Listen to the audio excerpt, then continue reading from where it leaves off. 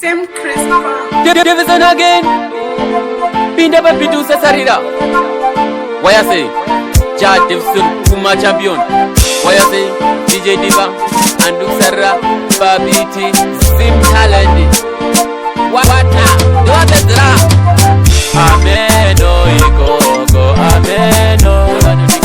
Ameno Ikoko, Ameno.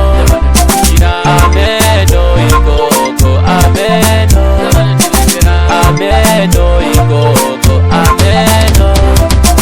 Namwe bacho bane jealousy akatukuona uchita chakanaka ukaita chakanaka vanarwadziwa vanoda kuona iwe uchitambura vanogona kukubatira mushonga kuti ufe uchitambura vanoshuwira kuti unonge mumabhini kugara uchimutambura ameno ikoko ameno chavanondikaira ameno ikoko ameno ameno ikoko ameno ameno ikoko ameno vanondivenga inini vengai zvenyu vanondivenga mimi vengai zvenyu kunotiri kumapopopo kumangongongo kumapopopo kumangongongo kumapopopo kumangongongo J45 Jadison ameno ikoko ameno ameno ikoko ameno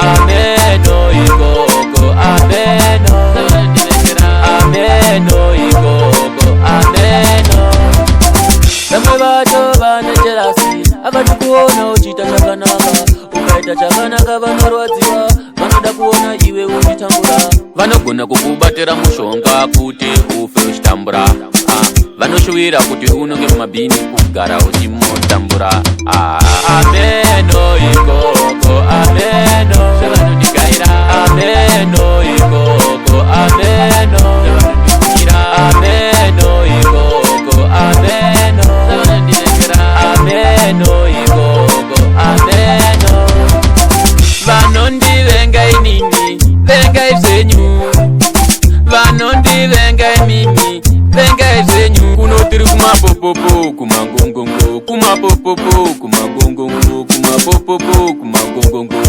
J45 Jadison ameno ikoko ameno chavanondikaira ameno ikoko ameno ameno ikoko ameno ameno ikoko ameno namwe bacho bane jealousy akatukuona uchita chakanaka ukaita chakanaka vanorwadziwa vanoda kuona iwe uchitambura vanogona kukubatira mushonga kuti ufe uchitambura vanoshuwira kuti unonge mumabhini kugara uchimu